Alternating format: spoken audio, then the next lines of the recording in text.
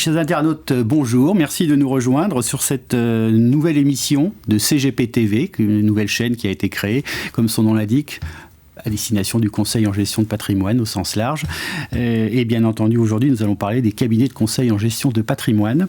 Nous l'avons intitulé « Dessine-moi la gestion de patrimoine ». Pourquoi dessine-moi la gestion de patrimoine ? Parce que comme vous pouvez le constater, j'espère que vous pouvez le voir à votre niveau, donc Vovox va sortir un ouvrage qui est dédié à votre profession et qui va, je dirais, nous avons voulu avoir une approche prospective de votre métier. Je reçois sur ce plateau deux contributrices à cet ouvrage que je remercie. Donc Dounia Arbouche, bonjour, avocate au barreau de Paris et donc bien connue dans la profession des conseils et des cabinets de conseil en gestion de patrimoine que vous défendez depuis de très nombreuses années. Je ne me trompe pas, vous défendez les cabinets de gestion de patrimoine. Et Anne-France Gauthier, donc directrice commerciale de Vie+, une marque de suravenir, à vous aussi qui fréquentez ce métier du cabinet de conseil en gestion de patrimoine depuis 2-3 ans, oui, c'est ça. Oui. J'allais dire depuis longtemps, mais voilà.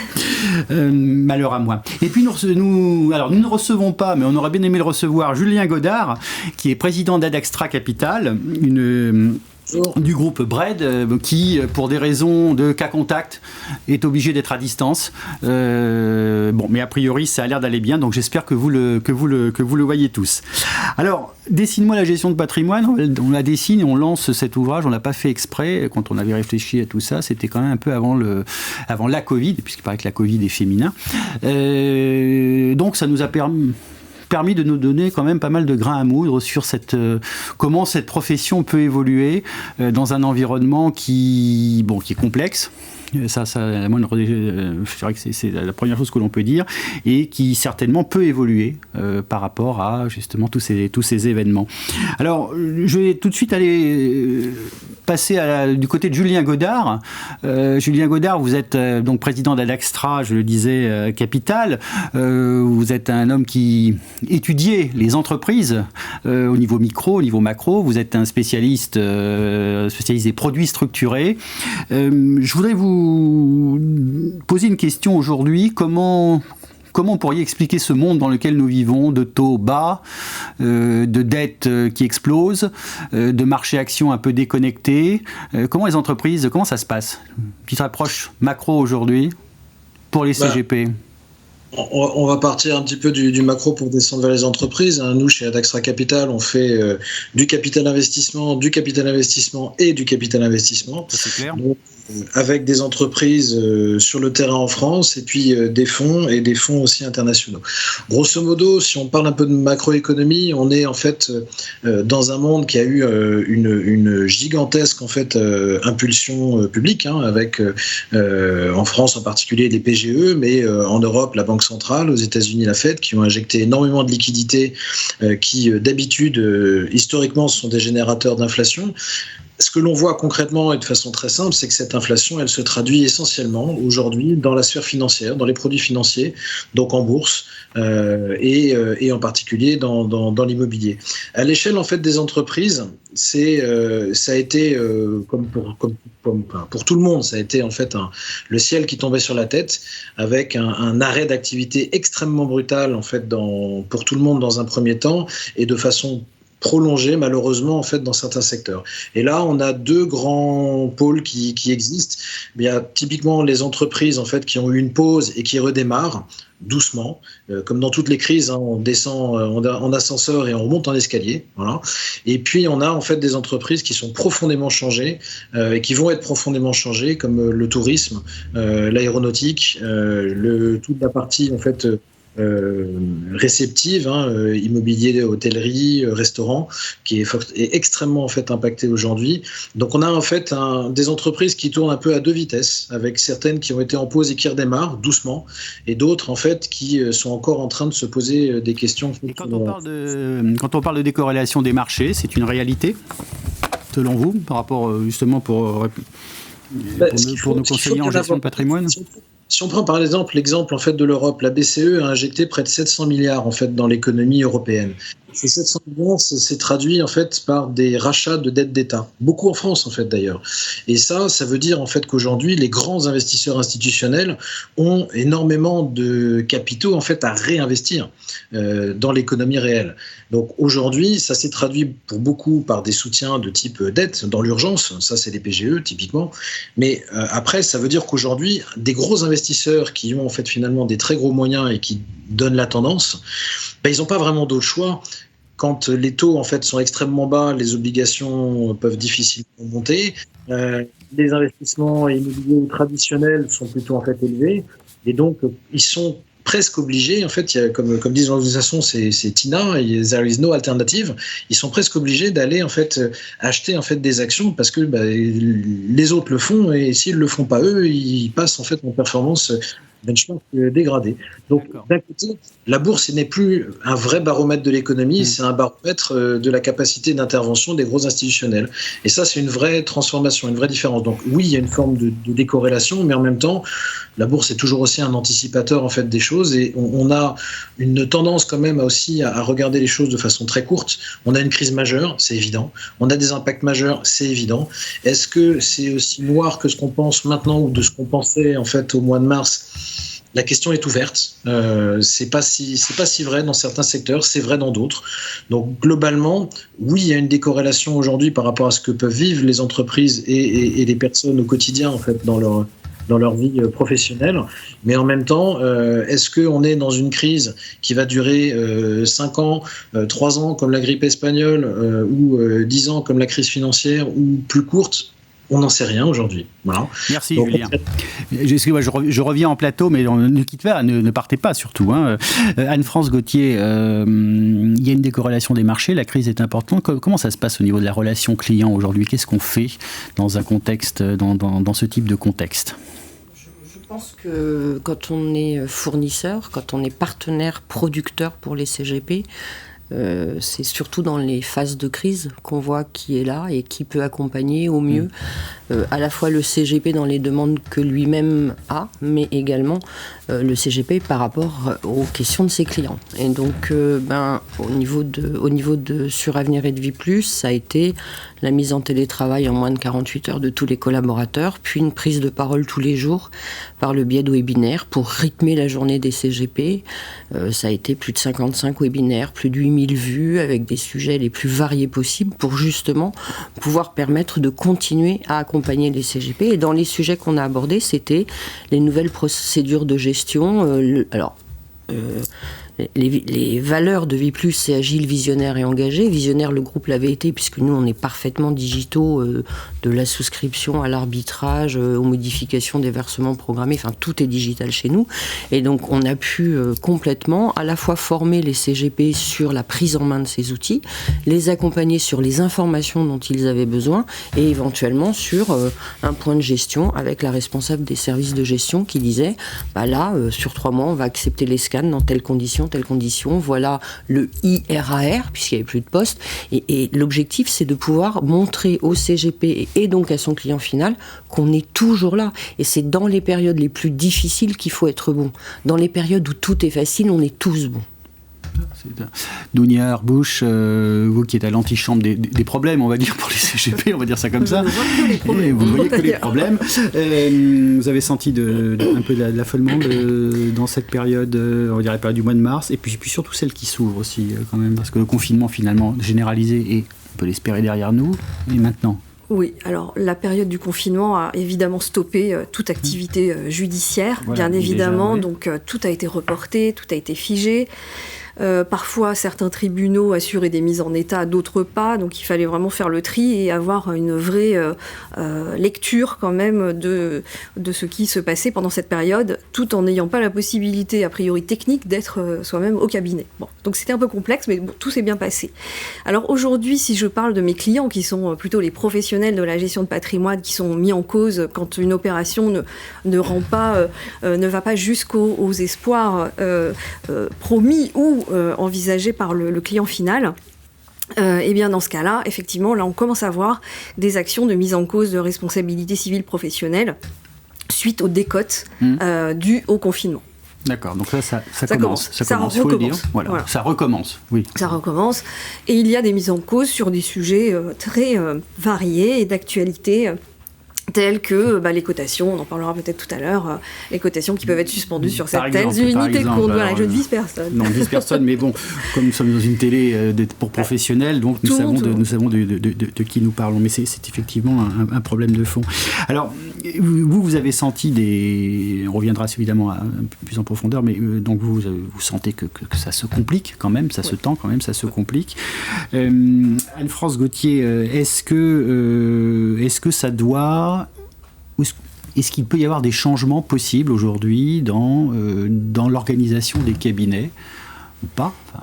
Est-ce que cette période-là doit peut-être faire prendre conscience que le modèle peut-être doit changer?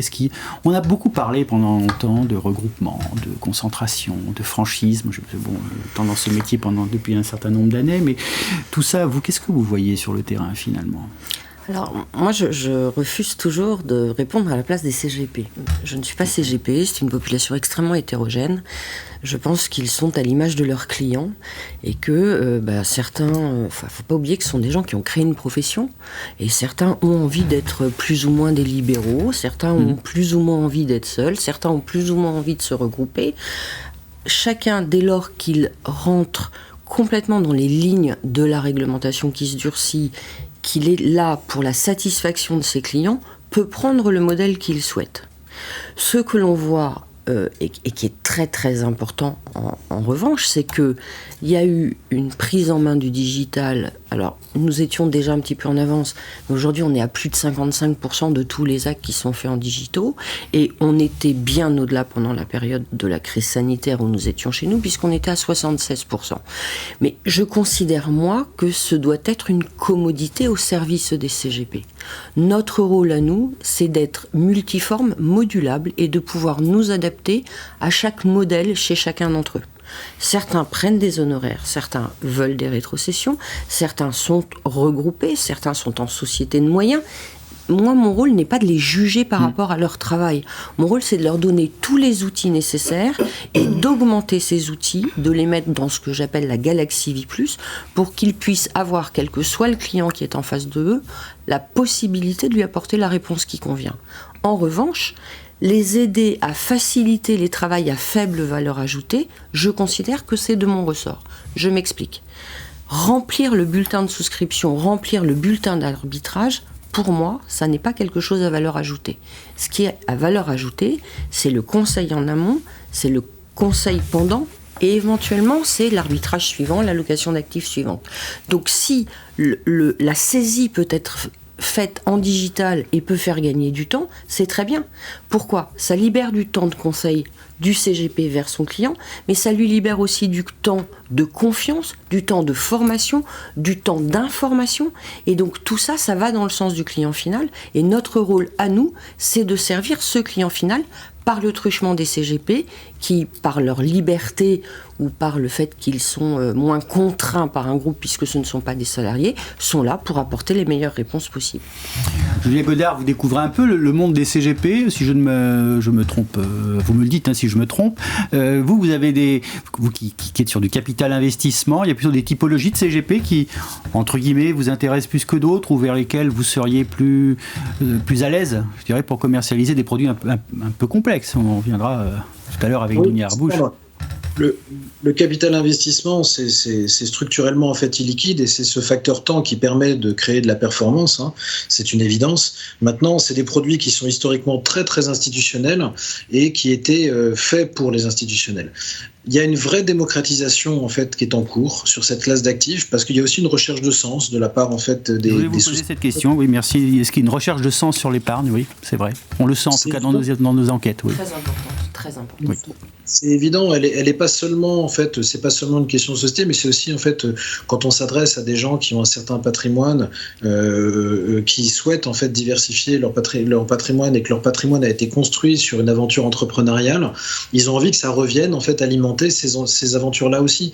Et donc, la dimension du capital investissement, qui est certes privé, mais qui est loin des marchés cotés et qui permet, en fait, de voir des entreprises émerger, se développer, grandir, ça leur parle. Voilà. Donc cette dimension-là, ça génère en fait une demande assez importante.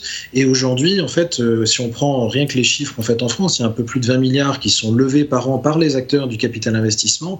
Il y a 2,6 milliards qui proviennent en fait de personnes physiques et de family office. Il y a 10 ans, c'était en fait à peine 600 millions d'euros. Donc ça a fortement évolué en fait pendant cette période. Historiquement, les fonds qui permettaient d'y avoir accès, qui étaient des fonds avec des avantages fiscaux, ont tendance en fait à se réduire ou à disparaître parce qu'ils avaient des vraies problématiques de performance. Mais il y a toute une classe d'actifs en fait qui existe, qui répond au départ à des besoins institutionnels et qui est en train de s'adapter par rapport en fait à une demande de l'épargne en fait des particuliers, où il y a encore beaucoup de choses à faire dans les dimensions en fait réglementaires, dans la pédagogie qui va autour de ces produits qui sont des produits compliqués, pas forcément faits pour tous les souscripteurs, mais ça c'est aussi les rôles de conseil qui sont absolument fondamentaux de la part en fait des distributeurs ou apporteurs d'affaires. Et nous on développe et on apprend en fait à travailler en fait avec ces réseaux-là. On le fait avec les banques privées, on le fait avec des réseaux de CGP qu'on découvre, qu'on apprend en fait à fonctionner ensemble, nous en tant que producteurs sur un produit où il y a une demande, et eux en fait qui cherchent à répondre en fait à cette demande. Il faut qu'ils vous conseillent bien. Dounia, je vous passe la parole parce que devoir de conseil où en étant contrôle des autorités, des régulateurs, comment dessinez-nous la gestion, le contrôle de la gestion de patrimoine de demain ou du devoir de conseil de demain. Je vais essayer. Alors, en 3 minutes. En 3 minutes. La question est complexe parce qu'effectivement, il faut rappeler qu'il y a un devoir d'information et de conseil, parfois même un devoir de mise en garde à certaines populations de clients plus fragiles que les autres, par exemple les mineurs et les personnes vulnérables, un peu plus âgées. Donc ces personnes-là, donc les mineurs qui sont représentés évidemment par leurs parents, leurs parents qui détiennent l'autorité parentale, il faut savoir qu'un juge des tutelles doit absolument être consulté si les parents veulent investir sur des unités de compte. Ça c'est l'ordonnance de 2015 entrée en vigueur au 1er janvier 2016 qui le réaffirme. Donc pour toutes ces populations-là, c'est vrai que c'est des cas particuliers où la mise en garde est préconisée. Et je rappelle que la définition de la mise en garde, c'est mettre l'accent dans le conseil sur les inconvénients potentiels d'un produit d'investissement ou d'un véhicule d'investissement. Donc ça va plus loin que l'obligation de conseil destinée à l'ensemble de la population. Alors pour les autres, lorsqu'il n'y a pas d'obligation de mise en garde, et rappelons-le, la Cour de cassation a rappelé que l'obligation de mise en garde n'était due que lorsqu'il y avait des opérations spéculatives. Spéculatives, ça veut dire lorsqu'on risque de perdre au-delà de ce qu'on a investi. Autant dire que c'est pas du tout la plupart des produits d'investissement que nous connaissons. L'assurance vie est a priori exclue de l'obligation de mise en garde spéculative. Sauf s'il y a des montages, et là, des montages de crédit in fine, adossés sur des unités de compte, avec des garanties planchées éventuellement sur des personnes, des souscripteurs âgés de plus de 70 ans. Donc, pour tous les autres, c'est vrai que les conseillers en gestion de patrimoine ont l'obligation, et DDA en matière de distribution d'assurance vie et MIF2 en matière de produits d'investissement financier, donc pour les CIF, est venu préciser encore davantage les obligations de formalisation par écrit du conseil donné. Et c'est fait alors, c'est fait. Oui, globalement, les professionnels font très bien leur travail depuis quelques années. Oui, Julien, vous pouvez être tranquille, a priori. Tout le monde fait bien son travail. Il y a beaucoup de formations, comme disait Anne-France tout à l'heure, beaucoup d'informations, beaucoup d'ateliers pour aider, pour préparer les conseillers à remplir leur devoir d'information et de conseil. Puisqu'il ne suffit pas d'apporter le conseil, encore faut-il se rapporter la preuve qu'on l'a fourni aux clients. Donc, je répète toujours à mes clients qu'il faut faire paraffer les documents importants, pas simplement faire signer à la fin. puisque malheureusement, quand on est devant les tribunaux, les adversaires n'hésitent pas à exploiter toutes les failles, et même les failles formelles, de formalisme. Donc, quand il manque des paraphes sur des pages cruciales, je peux vous assurer que mes confrères adverses ne manquent pas de soulever cet argument pour essayer de l'emporter. Et au niveau des régulateurs, qui vient aussi, parce que là, on parle judiciaire, mais il y a aussi le régulateur, est-ce qu'il va un petit peu lever le pied sur ses contrôles? Parce qu'en ce moment, c'est dur, non? Je ne le pense absolument pas. Bon. C'est pas du tout la tendance, a priori. Je pense que c'est même plutôt l'inverse. Il n'y aura pas de trêve, à mon avis, dans les contrôles. Alors bien sûr, je pense que les régulateurs ont conscience des difficultés d'exercice du métier par cette période, puisque les conseillers en gestion de patrimoine ont du mal à voir eux-mêmes physiquement leurs clients aujourd'hui. D'où l'intérêt de la dématérialisation et de la digitalisation que certains assureurs ont mis en place déjà bien avant tous ces problèmes-là. Mais je pense que le CGP est coincé entre deux autorités, l'autorité judiciaire, puisque tout client peut porter son affaire devant les autorités judiciaires et engager la responsabilité civile professionnelle de leur conseiller. Mais il y a aussi, en amont, le contrôle des autorités de tutelle qui sont la CPR pour la partie assurantielle et bancaire et l'AMF pour les produits financiers.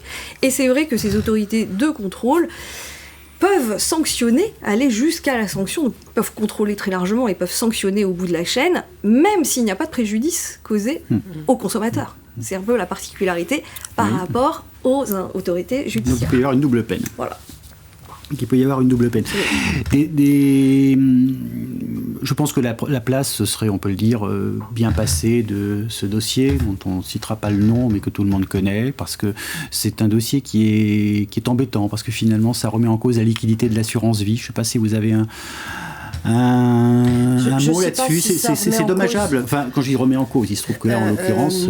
L'assureur est tenu de garantir la liquidité d'un certain nombre de choses, et en particulier, vous pouvez avoir un décès, vous pouvez donc avoir une succession, vous pouvez avoir des gens sous tutelle, et nous, on se doit de garantir la liquidité. Nous trouvons donc des solutions. Je pense que ce qui est important, mais une fois encore, ça nous est rappelé, c'est la diversification est importante. C'est pouvoir à tout moment expliquer ce qu'il y a dans un sous-jacent dans lequel on fait souscrire ses clients. Et dès lors qu'on ne le comprend pas, il me semble difficile de pouvoir l'exprimer clairement à son client. Donc, en tout cas, on ne mettra pas 100% d'un contrat là-dessus. Mais c'est aussi avec ça qu'on avance. C'est aussi avec des choses comme ça qu'on apprend, qu'on avance. Alors, malheureusement, on risque d'avoir une réglementation qui va se durcir. Notre rôle, c'est d'être là pour le client final. Et effectivement, on risque d'avoir quelques semaines un peu mouvementées. Et ce qu'il faut juste, c'est que quand on vit une crise sanitaire, on en tire une leçon, une petite crise financière, on en tire une leçon, et que ce soit des éléments qui nous tirent vers le haut. Bon, pour ce qui concerne ce dossier, ce sont des aspects assez structurels, effectivement, de diversification. Exactement. Et ça se retrouve. Bon, peut-être que sur des contentieux se retrouveront, peut-être parce qu'il n'y avait pas forcément encore, on le sait, pas assez peut-être de diversification au sein des contrats. Absolument, il y a déjà des pré-contentieux sur les fonds que vous citez ou que vous ne citez pas. On ne citera pas le nom, comme dans Harry Potter.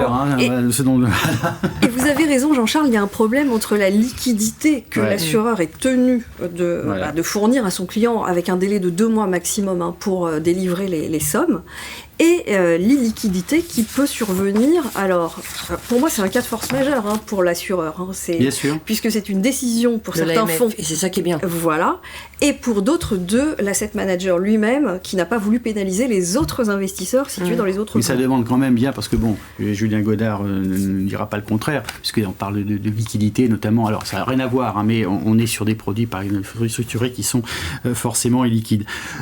Je suis obligé de clôturer, et c'est un crève-cœur, parce que j'aurais passé encore plus de temps avec vous, j'avais plein de questions, mais je sais que vous allez revenir sur ce plateau de CGP TV, dans cette nouvelle télé, donc je m'en réjouis d'avance, et encore une fois, merci pour votre contribution à Dessine-moi la gestion de patrimoine, qui sera, je le rappelle, à vous trois, bien sûr, à la Bride également, adressé à tous les CGP. C'est un format papier, et puis bien sûr on a un format digital tout de même. Merci. Merci de votre venue. Merci et à très bientôt. Merci, Au revoir. au revoir.